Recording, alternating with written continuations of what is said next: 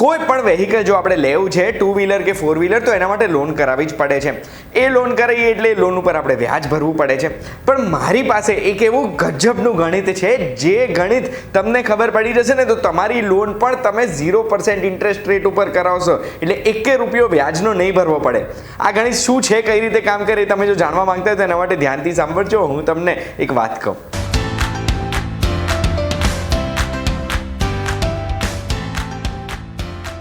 એક વાત કહું, આપનું સ્વાગત છે. મારું નામ છે ગુંજ ઠક્કર. માની લો તમારે એક 2 વ્હીલર ખરીદવું છે અને એના માટે લાખ રૂપિયાની તમારે લોન કરાવી છે.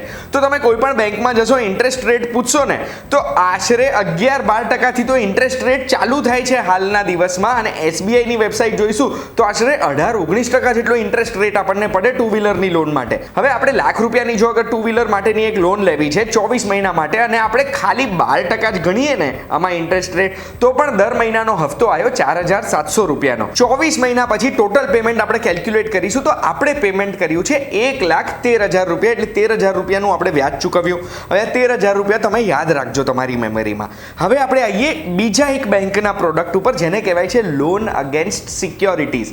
તમારા પાસે તમારા ડીમેટ એકાઉન્ટમાં જે મ્યુચ્યુઅલ ફંડ છે કે જે શેર છે ને એના અગેન્સ્ટ પણ તમે લોન લઈ શકો છો. મ્યુચ્યુઅલ ફંડ કે શેર્સના અગેન્સ્ટ આપણે લોન કેમ લેવી જોઈએ એ તમને આગળ ખબર પડી જશે કેલ્ક્યુલેશન બતાવું એટલે. પણ અત્યારે ખાલી હું તમને આ પ્રોડક્ટની માહિતી આપવા માંગુ છું. સ્ટેટ બેંક ઓફ ઇન્ડિયાની વેબસાઇટ આપણે જોઈને તો આપણને એવું ખબર પડે છે કે કોઈ પણ શેર્સના અગેન્સ્ટ આપણે જો લોન લેવી છે તો એવા સંજોગોમાં જેટલા રૂપિયાના શેર છે એની 50% લોન આપણને મળી શકે. તો એનાથી આપણને એવું ખબર પડે છે કે શેર્સની સામે 50% માર્જિન આપણે રાખવું પડે. કે પછી મ્યુચ્યુઅલ ફંડ છે, એ મ્યુચ્યુઅલ ફંડ જો ઇક્વિટી મ્યુચ્યુઅલ ફંડ છે, હાઇબ્રિડ મ્યુચ્યુઅલ ફંડ છે કે બીજા કોઈ પણ એવા મ્યુચ્યુઅલ ફંડ છે તો 50% માર્જિન રાખવું પડે. એનો મતલબ કે આપણી જોડે જો 100 રૂપિયાના મ્યુચ્યુઅલ ફંડ કે 100 રૂપિયાના શેર્સ છે તો એની સામે આપણને 50 માર્જિન કાપીને 50 રૂપિયાની લોન મળશે. અગર જો ડેટ મ્યુચ્યુઅલ ફંડ છે તો એની સામે 15% જ માર્જિન રાખવું પડે, એટલે 100 રૂપિયાના ડેટ મ્યુચ્યુઅલ ફંડ છે એની સામે આપણને 85 રૂપિયાની લોન મળી શકે.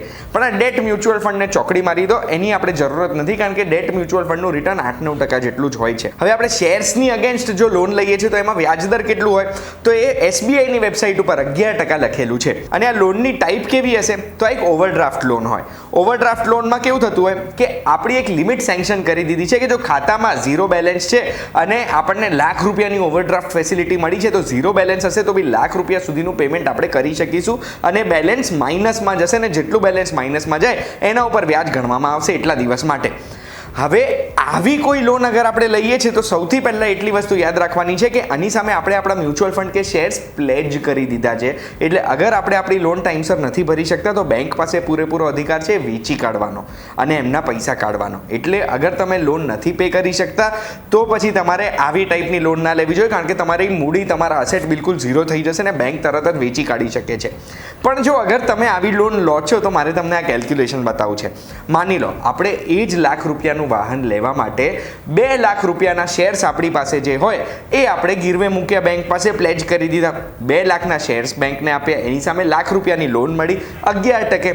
24 મહિના માટે જ અગર આપણે એનું EMI ગણીએ કે 24 મહિનામાં આ લોન આપણે રીપેમેન્ટ કરી દઈએ છીએ તો આપણો હફતો આવ્યો 4,661 જેટલો. અને 24 મહિના પછી આપણે ટોટલ પેમેન્ટ કર્યું 1,12,000, એટલે 12,000 રૂપિયા આપણે ટોટલ ઇન્ટરેસ્ટ ભર્યું. ઓલરેડી આ ઇન્ટરેસ્ટ ઓટો લોન કરતા, એટલે 2 વ્હીલરની જે લોન છે ને એના કરતાં તો 1,000 રૂપિયા આપણને ફાયદો થયો જ છે. પણ બીજો ફાયદો છે ઓવરડ્રાફ્ટ ફેસિલિટીનો. આપણને જે ઓવરડ્રાફ્ટ પ્રમાણે લોન મળી હતી ને, એટલે જરૂરી નથી કે આપણે 24 મહિને જ પેમેન્ટ કરવાનું. આમાં આપણે પ્રીપેમેન્ટ કરી શકીએ છીએ 6 મહિનામાં, 12 મહિનામાં પણ ચૂકવી દઈએ. અગર 12 મહિનામાં પેમેન્ટ કરી દીધું તો આપણે ટોટલ વ્યાજ ચૂકવ્યું છે 6,000 રૂપિયા જ. પણ આ ટાઈપની લોનનું રિયલ ગણિત હવે ચાલુ થશે. તો આપણે ટોટલ વ્યાજ ભર્યું છે 6,000 રૂપિયા જ. પણ હજુ તમને સવાલ એ થયો હશે કે મેં સ્ટાર્ટિંગમાં કીધું હતું કે 0% ઇન્ટરેસ્ટ થશે તો 6,000 રૂપિયા ક્યાં 0% થયો, એ પણ તમને હું ગણાવું છું. આપણે જે લોન લીધી હતી ને એ મ્યુચ્યુઅલ ફંડની સામે કે શેર્સની સામે લીધી હતી. હવે આપણે અગર જો પ્રોપર ઇન્વેસ્ટમેન્ટ કરીને સારા મ્યુચ્યુઅલ ફંડમાં ઇન્વેસ્ટ કર્યું છે તો કોઈ પણ સારા મ્યુચ્યુઅલ ફંડને આપણે જોઈશું ને તો છેલ્લા 2 વર્ષમાં એ દર વર્ષે 15% જેટલું આશરે રિટર્ન આપે છે આપણને.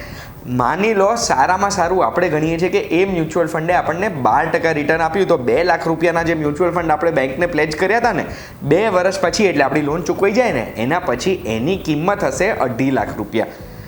એનો મતલબ છે કે આપણે જે મ્યુચ્યુઅલ ફંડ આપીને એના અગેન્સ્ટ લોન લીધી એની કિંમત આપણે વ્યાજ ચૂકવ્યું ને એના કરતાં વધારે વધી છે. આપણે વ્યાજ ચૂકવ્યું 12,000 રૂપિયા, કિંમત વધી છે 50,000 રૂપિયા, ખાલી લાખ રૂપિયા ઉપર આપણે ગણીએ તો પણ એની કિંમત 24-25,000 રૂપિયા વધી છે. એનો મતલબ આપણે આ લોન ભલે લીધી પણ આ લોન માટે જે મ્યુચ્યુઅલ ફંડ આપ્યા છે એમાં આપણે નફો કર્યો છે. જે લાખ રૂપિયા વાપરવા માટે આપણે 12-13,000 રૂપિયા વ્યાજ આપવા માટે રેડી હતા, એ લાખ રૂપિયા વાપરવા માટે આપણે મૂડી સામે મૂકી છે, મૂડીની કિંમત વધી છે એટલે આપણે વ્યાજ મફત થઈ ગયું. અગર આ ગણિતથી તમને કોઈ પણ જાતનું કન્ફ્યુઝન થયું છે ને તો હું તમને રિક્વેસ્ટ કરીશ કે આ વિડીયો ફરીથી એક વખત જુઓ. અગર તો પણ સમજ નથી પડતી, કોઈ ડાઉટ છે તો કમેન્ટમાં મને તમે પૂછી શકો છો. તમારું કોઈ અલગ કેલ્ક્યુલેશન છે તમે મારી સાથે શેર કરવા માંગો છો તો પણ કમેન્ટમાં કરજો, મને બહુ જ ગમશે. અને આવી જ ફાઇનાન્શિયલ માહિતી માટે, આવી નવી ઇન્ફોર્મેશન માટે એક વાત કહું, જોતા રહેજો. આપણે ફરી મળીશું VTVGujarati.com પર.